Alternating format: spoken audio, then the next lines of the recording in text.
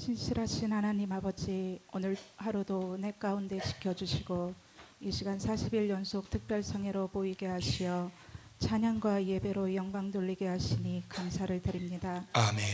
우리의 마음과 뜻을 다하여 드려지는 산 예배가 되도록 우리의 생각과 마음을 다스려 주시옵소서. 아멘. 40일 성회를 통하여 날마다 말씀 받고 결단하지만 아직도 내 안에 고집스러운 모난 모습과 걱정하고 근심하며 불안에 떨고 있는 믿음 없고 무지한 우리의 모습을 고백합니다. 내 영혼아, 내가 어찌하여 낙심하며 어찌하여 내 속에서 불안해하는가? 너는 하나님께 소망을 두라. 그가 나타나 도우심으로 말미암아 내 하나님을 여전히 찬송하리로다. 사랑의 하나님, 영원한 소망 되시고 시시때때로 도우시는 주님을 붙들며 나아갈 때에 답답하고 얽매인 모든 것들이 풀어지고 회복되어질 줄 믿사오니 우리의 믿음을 도우심으로 변화된 모습으로 주님 앞에 서게 하여 주시옵소서. 이 시간 실버 청춘대학을 위해 기도합니다.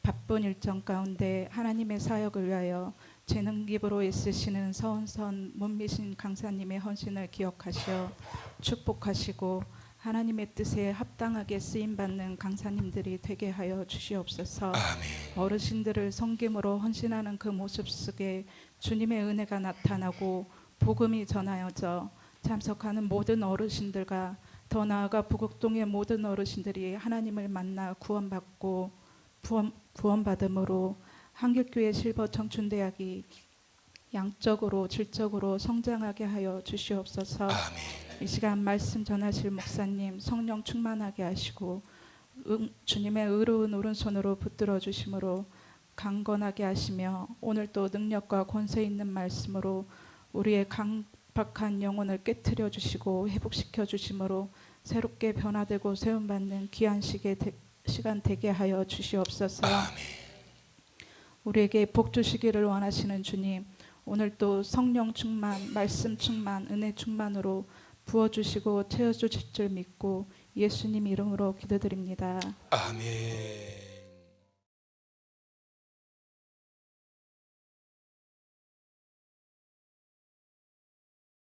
그들이 히브리인이냐 나도 그러하며 그들이 이스라엘인이냐 나도 그러하며 그들이 아브라함의 후손이냐 나도 그러하며 그들이 그리스도의 일꾼이냐 정신없는 말을 하거니와 나는 더욱 그러하도다. 내가 수고를 넘치도록 하고 옥에 갇히기도 더 많이 하고 매도 수없이 맞고 여러 번 죽을 뻔하였으니 유대인들에게 40에서 하나 감한 매를 5번 맞았으며 3번 태장으로 맞고 1번 돌로 맞고 3번 파선하고 1주야를 깊은 바다에서 지냈으며 여러 번 여행하면서 강의 위험과 강도의 위험과 동족의 위험과 이방인의 위험과 시내의 위험과 광야의 위험과 바다의 위험과 거짓 형제 중에 위험을 당하고 또 수고하며 애쓰고 여러 번 자지 못하고 줄이며 목마르고 여러 번 굶고 춥고 헐벗었노라. 이 외의 일은 고사하고 아직도 날마다 내 속에 눌리는 일이 있으니 곧 모든 교회를 위하여 염려하는 것이라. 누가 약하면 내가 약하지 아니하며 누가 실족하게 되면 내가 애타지 아니하더냐. 내가 부득불 자랑할진대 내가 약한 것을 자랑하리라. 아멘.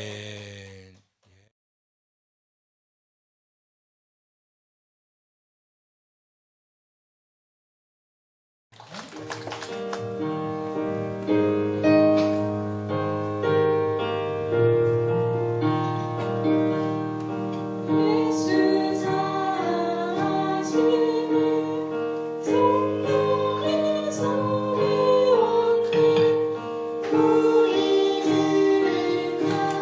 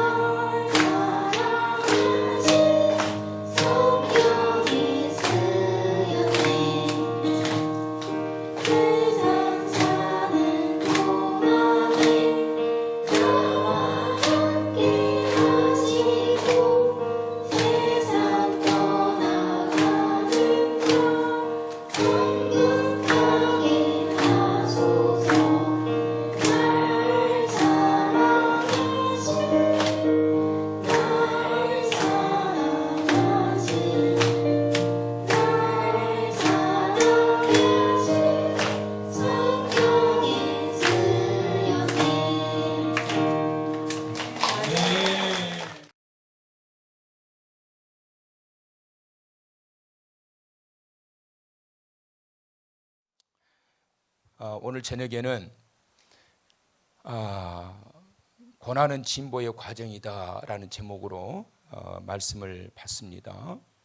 늘 계속 이번 올해 성에 말씀을 드리고 있지만 올해 성에는 치유와 회복 그리고 세움, 그래서 세워져서 하나님의 영광을 위해서 사용되기 위해서 하나님을 영화롭게 해드리기 위해서는 치유받고 회복되고 세워져야 되는 거거든요. 그래서 모쪼록 오늘 이 밤에도 말씀을 통해서 하나님이 만져주셔서 치유의 은혜가 임하게 되시기를 바라고, 또 하나님께서 행하시는 그 놀라우신 일들을 경험하게 되는 이 밤 되시기를 주님의 이름으로 축원합니다. 예. 참 너무 가슴 아파서 참 말씀을 안 드리고 싶었는데 또 잊어버려도 또 안 되지요.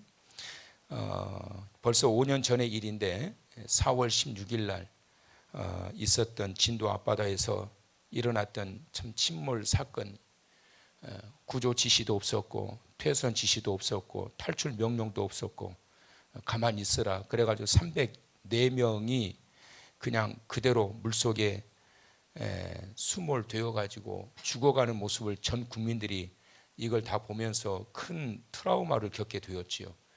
그의 가정들은, 자녀들은 오죽했겠습니까? 그의 부모들은 오죽했겠습니까? 상처라고 하는 것이 내가 직접적으로 타격을 받아서, 마음의 타격을 받아서 상처를 받는 경우도 있지만 내가 사랑했던 사람이 타격을 받아서 받는 상처가 있어요. 근데 여러분, 내가 직접 타격을 받아서 받는 상처보다 더 큰 상처가 뭐냐면 내가 정말 사랑했던 사람이 고통을 당하고 돌이킬 수 없는 그러한 타격을 입는 모습을 옆에서 지켜볼 때 그거 정말 견디기 어렵습니다. 그래서 부모들이 그러잖아요. 자녀들이 아프면 차라리 내가 아픈 게 낫겠다고. 그게 진심이거든요. 정말 사랑하는 아이가 막 아파가지고 막 그냥 고통당하는 모습을 보면 차라리 내가 아픈 게 낫지 그 못 보겠는 거예요. 그래서 그 세월호 사건을 통해 가지고 상처가 보통 큰 상처가 아니었지요. 그런데 최근에 참 개인적인 생각입니다만 차라리 이게 밝혀지지 말았으면 하는 사건이 하나가 있었지요. 그게 뭐냐면 단원고등학교 학생 한 명이 구조가 됐는데 숨이 아직 쉬어지고 있고 맥박이 뛰고 있었단 말이에요. 맥박이 뛰고 있는 상황이라고 한다면 그래도 최소한 30분 이내에 도착하면 살 수 있단 말이에요. 그런데 그 학생을 갖다 헬리콥터로 이동을 시키면 20여 분 만에 병원에 도착할 수 있을 걸 갖다가 해경청장이라고 하는 사람이 뭐가 그렇게 바쁜지 멀쩡한 해경청장 실어 나르느라고 헬리콥터로 움직이지 못하고 결국은 배로 4시간이나 넘게 가다가 결국은 배 안에서 죽어버린 거야, 그 아이가. 그래서 이것이 최근에 밝혀지게 되면서 여러분 생각을 해보시라고. 그 부모가 그걸 알고 났을 때 지금 그 상처가 말도 못하죠. 이거는 뭐 지금 멀쩡히 지금 살아 있어야 할 내 자식이 그 헬리콥터만 탔어도 살 수 있었을 건데 배로 그냥 4시간 넘게 지금 촉각을 다투는 그 아이를 갖다가 멀쩡한 청장은 헬리콥터로 이동을 하고 그래가지고 결국에는 그 아이가 배 안에서 죽어버렸다. 이거 여러분, 저는 그 부모가 이게 제 명예 살 수 있을까 싶어요. 그 상처가 얼마나 크겠냔 말이에요. 그때 헬리콥터만 태웠어도 살았을 건데 얼마나 원망스러웠을까. 여러분, 우리가 이 세상을 살아가다 보면 이런저런 상처들이 우리를 얼마나 힘들게 만드는지 몰라요. 제가 소두에 말씀드린 것처럼 내가 직접적으로 겪은 그러한 이 마음의 상처보다도 정말 사랑했던 그 사람이 내 곁에서 멀어지거나 고통을 당해서 치명적인 상처를 입거나 끔찍한 일을 경험하게 되었을 때 그걸 지켜봐야 되는 사람의 입장에서는 정말 지울 수 없는 그러한 큰 상처라는 거예요. 그러나 이러한 이 상처, 고난으로 인한 상처는 항상 우리들 곁에 있어요. 시련과 고난의 과정 속에서는 항상 뭐가 있어요? 깊은 상처가 남겨지게 돼요.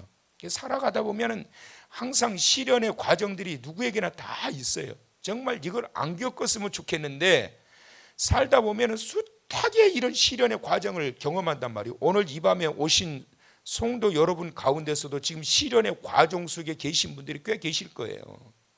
꽤 계실 거예요. 이런 것들이 얼마나 깊은 상처들을 남겨놓은지 몰라요. 자, 고추잠자리가 있었는데요. 이것은 이제 전에 내려오는 그 이야기입니다. 고추잠자리가 마음의 상처가 굉장히 컸어요. 왜 상처를 입었느냐? 새가 자기의 가족, 고추잠자리의 가족을 다 잡아먹어버린 거예요. 그래가지고 이제 혼자 이렇게 남았는데 이 고추잠자리가 너무 힘든 거예요. 자기의 가족이 새가 전부 다 잡아먹어버렸으니 자기만 혼자 남아놓으니까 얼마나 힘들겠어요. 그 아픔과 고통을 견디지 못해서 천사한테 찾아갑니다. 그래가지고 천사한테 내가 이 상처를 어떻게 하면 좋겠느냐고, 나 정말 못 살 것 같다고. 그러니까 그 천사가 뭐라고 그러냐면 내가 너의 상처를 깨끗하게 치료를 해줄 테니까 내가 시키는 대로 하겠느냐 그래요. 그러니까 알겠다고. 그러면 지금부터 너는 1년 동안 숲속에를 날아다니면서 상처를 받지 않은 곤충이 한 마리라도 발견된다면 1년 안에 그 한 마리라도 발견되면 나한테 데려와라. 그러면 내가 너의 상처를 깨끗하게 치료해 주겠다.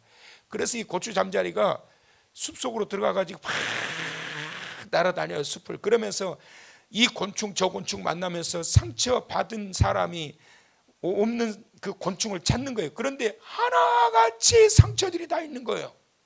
근데 또 어떤 곤충은 자기하고는 비교할 수도 없는 어마어마한 상처를 끌어안고 살고 있는 거예요. 결국은 1년 동안 날아다니다가 상처가 없는 곤충을 찾았을까요? 못 찾았을까요? 못 찾은 거예요. 그러다가 1년이 다 가는 동안에 천사 만나기 전에 이 고추 잠자리가 상처가 다 회복이 되었다라는 내용이에요. 누구에게나 다 그런 상처가 다 있다라고 하는 사실을 말씀하고 있습니다.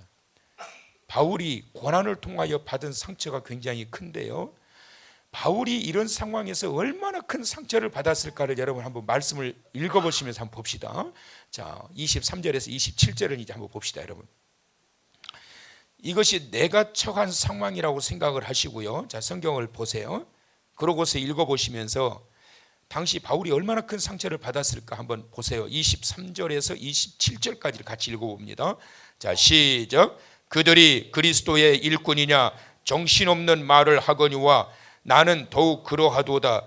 내가 수고를 넘치도록 하고 옥에 갇히기도 더 많이 하고 매도 수없이 맞고 여러 번 죽을 뻔하였으니 유대인들에게 40에서 하나 감한 매를 5번 맞았으며 3번 태장으로 맞고 1번 돌로 맞고 3번 파선하고 1주야를 깊은 바다에서 지냈으며 여러 번 여행하면서 강의 위험과 강도의 위험과 동족의 위험과 이방인의 위험과 시내의 위험과 광야의 위험과 바다의 위험과 거짓 형제 중에 위험을 당하고 또 수고하며 예수고 여러 번 자지 못하고 줄이며 목마르고 여러 번 굶고 춥고 헐벗었노라.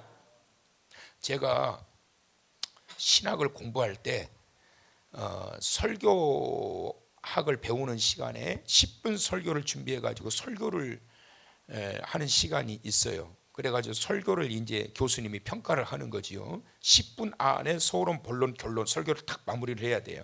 그래가지고 이제 10분이 다 돼가고 1분 전이다 그러면 교수님이 가운데 앉아가지고 때려요. 이제 시간 다 됐다는 게. 시간 맞춰가지고 끝내는 것도 설교의 기술이라는 거예요. 그래가지고 1분 전에 이렇게 꼭 때려요, 이렇게. 그러면 빨리 마무리를 해야 돼요. 근데 제가 기억에 남던 그때 학생 한 명이 어떤 설교를 했느냐 하면 고난으로 인한 상처에 대한 설교를 했어요. 그러면서 막 우시더라고, 막 울더라고요. 그렇게 울어요. 얼마나 힘이 들었으면. 여러분 신학교에 다닐 때 신학생들 형편 뻔하잖아요. 얼마나 그때, 지금은 그래도 형편이 좀 나아요. 다들 힘들 때 그냥 점심 한 끼 얻어먹기 위해서 식권 하나 못 사가지고 그냥 얻어먹고 숟가락만 들고 그런 친구들이 꽤 있었어요. 밥 사 먹을 돈이 없어가지고. 그러니까 다들 힘든 상황에 너무나도 이 고달픈 신학생활을 하면서 힘이 들어가가지고 설교를 하다가 울어버린 거예요. 그러고 난 다음에 이제 교수님이 나와가지고 그 설교에 대한 평가를 하시는데 나는 위로를 해줄 줄 알았어요. 근데 그 교수님이 그렇게 힘드냐? 그러더니 고린도후서 11장 23절에서 27절까지 이걸 읽어주시는 거예요. 그러면서 뭐라고 그러냐면 이것보다 너 더 힘드냐? 바울이 복음을 위해서 그가 얼마나 어려움을 당하고 상처를 입었는지 한번 봐라. 이것보다 너 더 힘드니? 제가 좀 민망했어요 그때. 근데 눈물이 싹 거쳐져 버리더라고 그분이. 눈물이 싹 거쳐져 버리는 거예요. 울 수가 없는 거예요. 지금 바울이 당하는 것을 보세요. 동족의 위험과 유대인들에게 자기의 동족들에게 매를 맞는데 40에 하나 감암 매를 한 번만 맞아도 다 죽는데 그 40에 감암 매를 5번이나 맞았단 말이에요. 태장을 3번이나 맞고 한 번은 돌로 맞아가지고 죽은 줄 알았어요. 돌로 때렸다라는 것은 뭐냐면 죽이려고 때린 거거든요. 돌을 그냥 이만한 돌을 갖다가 죽이려고 내려쳐서 때린 거예요. 그런데 사명이 있는 사람은 그렇게 맞아도 이 모진 목숨이 끊어지지가 않는 거예요. 안 죽어.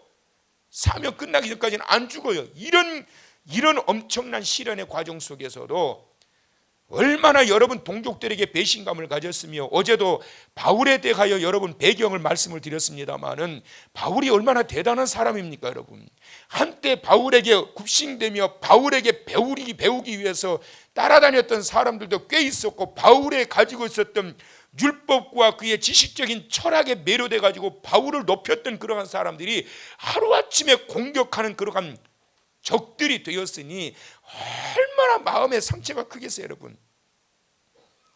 그거 아세요 여러분? 믿었던 사람에게 배신당하는 아픔, 그거 얼마나 견디기 어려운 줄 아세요? 정말 내가 믿었던 사람인데 그 믿었던 사람에게 배신을 당하는 거예요. 믿는 도끼에 발등 찍힌다고 그러잖아요. 그거 여러분 견디기 어렵습니다. 그거 견디기 어려운 거예요. 바울이 그러한 상황이에요. 그래서 이런 엄청난 고난으로 인하여 바울이 겪고 감당해야 할 그 상처가 얼마나 크겠냔 말이에요. 그런데 다 같이 읽어보세요. 시작. 바울은 고난으로 인하여 받게 될 상처를 무엇으로? 영광의 상처로 승화시켜 나갔다는 거예요. 여러분 고난을 극복하고 이겨낼 수 있는 그 비결을 우리가 바울의 신학 사상과 신앙 철학에서 우리가 발견을 좀 해야 되는데 바울은 고난으로 인하여 받게 될 상처와 고난으로 인하여 받았던 그 모든 상처들을 상처 그 자체로 남겨놓지 않고 영광의 상처로 승화시켜 나갔다. 그렇게 되기를 축원합니다. 그런 힘과 능력이 있기를 축원합니다. 자, 그래서 상처를 어떻게 영광으로 승화시켰느냐? 로마서 8장 18절에 그는 이렇게 고백을 해요. 시작. 생각컨대 현재의 고난은 장차 우리에게 나타날 영광과 좋게 비교할 수 없도다. 비교가 안 되고 게임이 안 되는 거예요. 그러니까 바울이 지금 현재 받고 있는 고난으로 인하여 상처 이것만 끌어안고 죽겠네 이러고 사는 게 아니라 그것과 비교할 수 없는 그 이후에 보이지 않는 장차 곧 나에게 나타날 나에게 임하게 될 무엇을 봤다는 거예요? 하나님의 주실 영광 그 멸류관을 봤다는 거예요. 사랑하는 성도 여러분, 고난을 승화시킬 수 있는 방법, 고난을 견디고 난 이후에 그리고 난 다음에 하나님이 반드시 회복시키셔서 나를 위로하시고 나를 격려하시고 영광의 멸류관으로 내게 보상해 주실 것이라고 하는 장차 다가오게 될 현재의 고난과 비교할 수 없는 영광이 있음을 기억하고 그 영광을 바라보시고 견디며 나아가는 자 되시길 축원합니다. 견디면 반드시 하나님이 영광의 자리에 세우신다는 거예요 여러분. 이것은 성경의 인물들을 통해서 우리들에게 보여주고 있지만 제가 늘 말씀드리지만 내가 살아왔던 삶의 흔적을 조금만 뒤를 돌아보란 말이에요. 저도 마찬가지예요. 조금만 돌아보면 저도 힘들었던 순간들이 얼마나 많이 있었는지 몰라요. 인간적인 생각과 감정으로 저거 진짜 내가 가만히 두지 않고 저거 확 진짜 저걸 어떻게 그래 버리고 싶은 사람이 왜 없겠어요 여러분. 목사는 사람도 목사도 사람이라고. 어떻게 저런 놈이 다 있을 수 있을까? 저런 놈이 저걸 그냥 내가 가가지고 확 그냥 이런 마음이 있지만 그럼에도 불구하고 잘 견디고 인내하고 나아가는 순간에 하나님은 불의한 자를 심판하시고 의로운 자 하나님이 인정하시는 자는 하나님께서 영광의 면류관을 통해서 악인의 목전에서 세계 상을 베푸시는 분이심을 믿으시길 바랍니다. 바울은 이런 신앙의 고백과 간증이 있었단 말이에요. 그러니까 그런 고난을 견딜 수 있게 된 거예요. 하나님께서 장차 이루어 가실 것. 자, 여기 한번 그림을 한번 잘 보세요, 여러분. 현재의 고난을 이겨낼 수 있는 방법은 나타날 영광을 기대하는 것입니다. 이 사람의 모습이 나의 모습이라고 한번 생각하고 보시라고. 지금 보세요, 여러분. 저 바다 끝에 뭐가 있는지 아무것도 안 보여요. 하늘은 먹구름이 잔뜩 끼어 있어요. 곧 천둥 벼락이 치면서 비가 쏟아질 것 같아서 작은 우산 하나 의지하고 서 있는데 양복은 그럴듯하게 입고 있지만 지금 앞이 캄캄한 거예요. 지금 어떻게 해야 되나. 나아가려고 들어왔더니 바닷속이고 뒤로 돌아가자니 돌아갈 수도 없고 지금 하늘은 곧 먹구름이 끼어가지고 지금 엄청난 지금 천둥벼락과 함께 비가 쏟아질 수밖에 없는 이러한 상황에 처해 있는 너무나도 고독하고 외롭고 두렵고 떨림의 이 상황 속에서 어떻게 하면 좋나. 길이 안 보이는 상황인 거예요. 이런 상황에서 어떻게 해야 될까? 현재의 고난을 이겨낼 수 있는 그 방법은 나타날 영광을 기대하는 것입니다. 믿으시면. 어제도 말씀드렸지만 사방이 우겨쌈을 당하였을지라도 어디는 열려있다? 하늘은 열려있다. 이 사람은 지금 하늘을 보지 못해 우산에 가리워가지고 하늘이 열려있다. 자, 바울의 고난을 보시게 되면 그의 진정한 사도됨을 증거하는 고난이었어요. 자, 첫 번째 보시게 되면 의인의 고난은 불가피한 현실이다. 여러분 이걸 꼭 기억하시기 바랍니다. 성경에 보면 악인의 고난이 열거되어 있어요. 의인의 고난이 열거되어 있어요. 의인의 고난이에요. 모세가 얼마나 많은 고난을 받아요. 다니엘이 얼마나 많은 고난을 받아요. 다윗이 얼마나 많은 고난을 받아요. 여러분 성경에 나타나고 있는 대표적인 우리 예수 그리스도께서 여러분 얼마나 많은 고난을 당하세요. 바울이 얼마나 많은 고난을 당했어요. 악인의 고난을 성경에서는 열거하고 있지 않아요. 악인은 심판을 열거하고 있지 고난을 열거하고 있지 않아요. 성경에 열거되고 있는 모든 내용들은 고난의 내용들은 전부 다 의인들의 모습이에요. 그러면 하나님의 자녀가 하나님의 자녀답게 살아가려면 반드시 뒤따르는 것이 뭐냐면 고난이다. 의인의 고난은 불가피한 현실이다. 시작. 의인의 고난은 불가피한 현실이다. 그러니까 여러분 받아들이는 게 좋아요. 여러분 내게 주시는 하나님의 고난 받아들이고 나아가는 게 중요해요. 받아들이되 어떻게 잘 감당하게 하소서. 잘 감당하게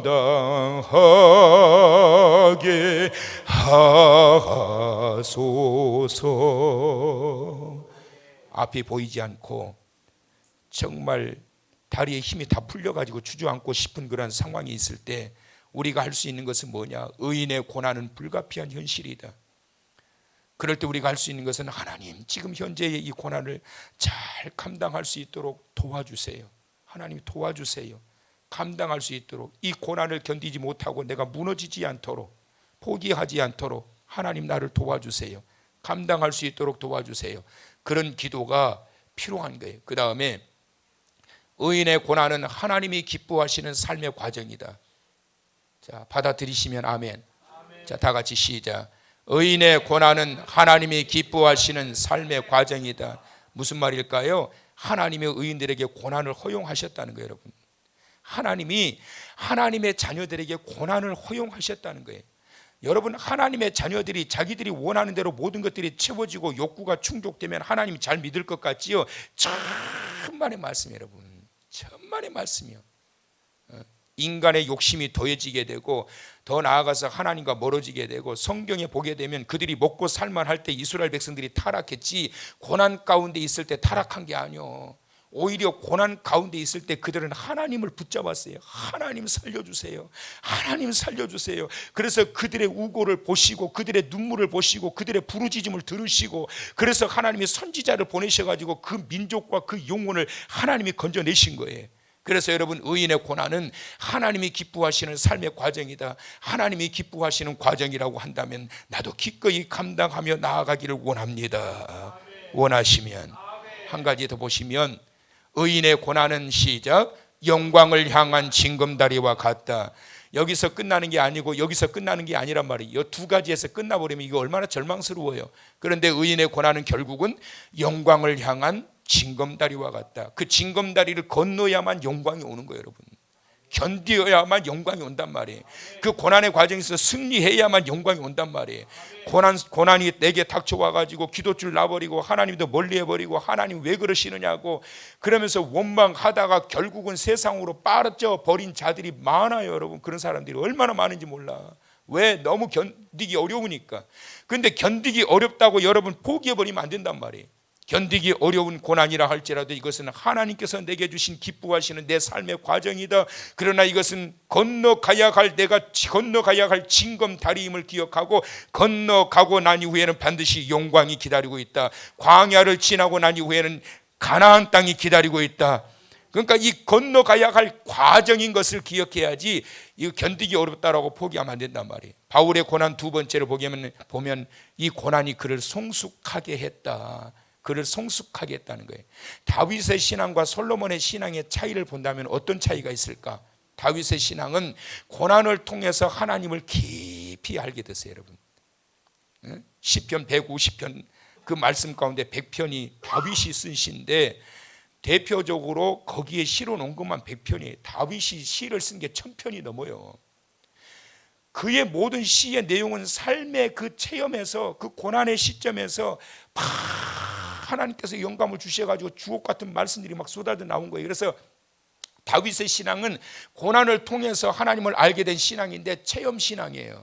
그러니까 어려운 일이 만나더라도 그가 잘 나갈 때도 그런 자만하지 않고 교만하지 않고 어려움을 당해도 그건 포기하지 않고 하나님만 바라보고 나가는 거예요. 살다가 실수했을 때도 하나님 바라보고 잘못했어요. 그리고 힘들 때 하나님 나의 반석이신 여호와여 내가 주를 사랑하나이다. 그러면서 끝까지 막 하나님을 향해서 막 외치는 거예요. 이게 다윗이 고난을 통해서 경험되어진 그 체험 신앙에서 나온 거예요. 그러니까 다윗은 갈수록 강성해지고 사울은 갈수록 무너졌던 거예요. 그런데 솔로몬은 어떻게 됐을까요? 솔로몬의 신앙은 교육을 통해서 하나님을 알게는 됐어요. 그는 결국은 이로운 신앙이었어요. 체험이 없는 거예요. 체험이. 그러니까 교육, 들음을 통해 가지고 배운 그 신앙은 한계가 있어요. 한계가 있어. 그래서 여러분 이 신앙의 체험이 중요해요. 그래서 40일 성회 기간 동안에 매일 나와가지고 똑같은 레파토리죠. 찬송하고 기도하고 말씀 듣고 기도하고 돌아가고 똑같은 레파토리. 그런데 똑같은 레파토리 속에서 가랑비에 이슬 반대지. 이슬비에 가랑비 이슬비에 가랑비 젓는다고. 응? 매일 또 바꿔줬어? 가랑비에 가랑비 어쩌는다고. 좋으니까 그런 거야, 은영아. 피곤하지 하루 종일 일하고. 그러니까 그렇게 해서 매일 말씀을 듣다 보면 내 영혼이 촉촉한 은혜의 담비로 쫙 젖어지게 되는 거란 말이에요. 이런 체험이 있어야 돼. 시간마다. 그런데 솔로몬은 교육은 잘 받았어요. 아버지를 통해서. 그런데 중요한 것은 뭐냐? 교육을 받는 것은 참자를 통해서 내게 부여되어지는 과정이고 체험은 내가 직접 경험하는 거란 말이에요. 다윗은 직접 몸으로 부딪히면서 경험한 거예요. 근데 솔로몬은 직접 경험한 게 없었어요. 그러니까 잘 나가다 막판에 가가지고 솔로몬은 무너져가지고 우상을 숭배하고 이방 여인들 끌어들여가지고 결국은 예루살렘 성전 안에 우상의 제단들을 만들어 놓고 결국은 솔로몬의 그 그릇된 신앙 때문에 이스라엘이라고 하는 그 나라가 120년 만에 완전히 반토막이 나버린 거예요. 그냥. 그러니까 여러분 이 체험이라고 하는 게 굉장히 중요해요. 이런 신앙의 영적 체험들, 이러한 것들은 지식으로만 알고 끝나는 것이 아니라 체험을 통해서 하나님을 알고 발견한 사람들은 그 어떤 시련이 오고 어려움이 와도 잘 견디면서 나가는 거예요. 그래서 그러한 것들이 바울도 고난을 통하여 그의 영적 체험을 통해서 그의 신앙을 오히려 견고하게 했다라는 거예요. 자, 그래서 그를 어떻게 했다? 자랑스럽게 했다. 자, 그래서 그는 30절에 내가 부득불 뭘 자랑해요? 내가 약한 것을 자랑하리라. 내가 약한 것을, 약한 게 뭐예요? 수많은 사람들이 이렇게 아까 봤던 것처럼 공격을 하고 어려움을 당하고 돌팔매질을 당하고 강도의 위험과 강의 위험과 40에 하나 감한 태형을 5번이나 맞고, 그러면서도 복음을 전하기 위해서 막 뿌리는데 가는 곳마다 역사가 나타나요, 안 나타나요? 뭐 역사가 나타난단 말이에요. 그렇게 방해하고 방해꾼들이 그를 막으려고 하는데, 그런데도 그런 과정에서도 복음을 뿌리는데 막 역사가 나타나는 게 교회가 세워지게 되고 예수 그리스도를 믿는 사람들이 막 늘어나게 되고, 그러니까 나는 왜 이렇게 이런 어려움을 당해야 되나가 아니라 나의 약함을 통하여 복음의 능력이 나타나고 예수 그리스도를 믿는 자가 드러나게 되고 교회가 세워지게 되고, 그래서 내가 만약에 똑똑하고 잘나서 내가 강했다라고 한다면 이런 능력이 나타났겠냐? 내가 약할 그때에 우리 주님께서 개입하셔서 약한 나를 도우셔서 복음의 능력이 나타나게 하시고 뿌리 내리게 하셨던 것이다. 할렐루야. 이것이 바울이 경험했던 체험 신앙이었단 말이에요. 강하다고 뭐가 나타나는 게 아니란 말이에요. 우리가 약할 그때에, 그때마다 예수 의지합니다. 우리 주님 도와주세요. 그리고 나아가게 될 때 하나님의 그 강권적인 역사하심을 통해서 그 열매가 나타나게 하는 거예요. 자, 다 같이 읽어보세요. 시작. 주 예수의 아버지 영원히 찬송할 하나님이 내가 거짓말 아니하는 것을 아시느니라. 누가 거짓말 한다고 그랬냔 말이에요. 누가 그래? 뭐 약한 것을 자랑해? 자랑할 게 없다고 이게 약한 것을 자랑하냐? 말이라고 하는 소리요. 그게 뭐예요, 그게? 근데 바울이 뭐라고 그러냐면 내가 거짓말하는 게 아니야. 내가 약할 때 우리 하나님이 나를 도우셨고, 내가 약함을 통하여 고난을 당하고 상처가 될 만한 그러한 일들이 있었는데 그것이 결국은 나에게 마이너스가 아니라 그것이 결국은 나에게 능력이었더라. 그러니까 여러분, 긍휼하게 여기시는 하나님, 우리가 막 상처를 받고 아파하고 당할 때 그때 하나님은 그 약한 자의 편이 되시는 거예요, 여러분. 그러니까 상처를 주기보다 상처 받는 게 나아, 차라리. 에? 때린 놈보다 맞고 다리 뻗고 자는 게 낫고. 그래도 상처는 안 받고 싶지요. 의를 위하여 상처를 받고 하나님의 복음을 위하여 상처를 받고, 이것 바울과 같이 고난을 통하여 불가피한 상처를 받는 것은 그것은 내게 영광이고 그 약한 모습을 통해서 하나님의 놀라우신 복음의 능력이 나타난다.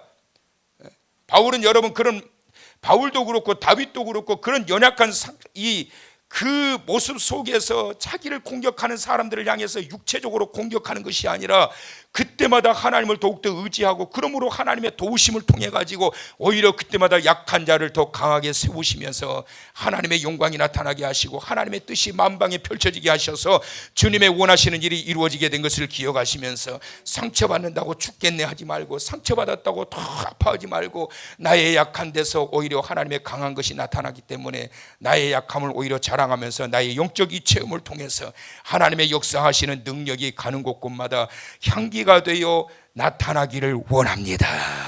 그런 모습으로 나가게 된다면 이런 놀라운 능력과 은혜가 펼쳐지게 되는 거예요. 저희 어머니가 아닙니다. 이분은 숙명여대 초대 총장 임숙재 총장님이세요. 이분이 17살에 결혼을 해가지고 19살에 남편이 죽어버려요. 2년 만에. 그 임숙재 총장님이 했던 말이 뭐냐면, 17살에 결혼해서 19살에 남편이 죽어버리니까, 여러분 우리 권사님들은 잘 아실 거예요. 옛날에 그런 여인들을 뭐라고 그랬어요? 팔자가 센 여자라고 그랬다고. 이 말이 얼마나 상처가 되는지. 그래가지고 모든 걸 다 정리하고 서울로 올라가가지고 부잣집 가정부로 들어갑니다. 그런데 이 여인이 그렇게 공부가 하고 싶어가지고, 그래가지고 이제 어느 정도 시간이 지났을 때 주인에게 나 좀 공부 좀 할 수 있게 해달라고 그랬을 때 주인이 잘 봐가지고 이화학당에 입학을 시켜줘요. 그래가지고 이화학당에 들어가가지고 공부해가지고 항상 1등을 해요. 1등. 그래가지고 공부를 잘해가지고 일본으로 유학을 보내가지고 장학사가 돼가지고 돌아옵니다. 그리고 장학사가 돼가지고 결국에는 이 숙명여대 초대 총장 자리까지 올랐는데, 임숙재 총장이 했던 말이 이거예요. 믿는 사람에게는 여름도 축복이고 겨울도 축복이다. 그는 그 어려운 가운데서 단 한 번도 주의를 빠지지 않고 그 가정부로 있으면서도 단 한 번도 주일 빠지지 않고 주일마다 교회 가서 하나님 나 공부하고 싶어요. 나 공부 좀 할 수 있게 해주세요. 그리고 기도하고 말했더니 공부하는 길이 열리게 되어져서 그래서 초대 숙명여대 총장 자리까지 오르면서 했던 말, 믿는 사람에게는 여름도 축복이고 겨울도 축복이다. 믿음이 없는 자에게는 여름은 여름이라고 힘들고 겨울엔 겨울이라도 힘들고 짜증나고 불평스럽지만 믿는 자에게는 하나님의 사람에게는 고난이 그것이 견디기 어려운 그러한 우리에게 다가온 재난이 아니라 그것은 하나님의 주신 축복이다. 믿는 자들에게는 불가피한 현실이요 하나님이 사랑하시고 기뻐하시는 자들에게 주시는 것이요 그리고 영광을 위해서 건너가는 징검다리요 믿는 자에게는 여름도 축복이고 겨울도 축복이다. 여러분 힘드십니까? 그러나 여름도 축복이고 겨울도 축복입니다. 왜냐하면 결과가 있기 때문에 그런 거예요. 하나님께서 결국에는 이루어 주실 하나님의 큰 축복이 있고 그걸 견디고 징검다리를 건너가고 난 이후에 하나님께서 예비해 주신 영광의 면류관 또 어떤 이에게는 원수의 목전에서 상을 베풀어 주시면서 하나님께서 인정해 주시고 높여 주시는 그 놀라운 은혜의 역사 치유와 회복과 세움을 통하여 내가 나를 영화롭게 하리라. 이런 자가 되시길 주님의 이름으로 축원합니다. 자, 오늘의 결단 다 같이 시작. 고난의 과정 속에서도 나타나게 될 영광을 기대하면서 꽃이 피고 향기가 나는 성숙한 그리스도인이 되어 밝고 건강한 삶을 살아가기를 원합니다. 원하시면 자, 한 번 더 크게 시작. 고난의 과정 속에서도 나타나게 될 영광을 기대하면서 꽃이 피고 향기가 나는 성숙한 그리스도인이 되어 밝고 건강한 삶을 살아가기를 원합니다. 원하시면 그렇게 되시기를 주님의 이름으로 축원합니다. 축원합니다. 축원합니다.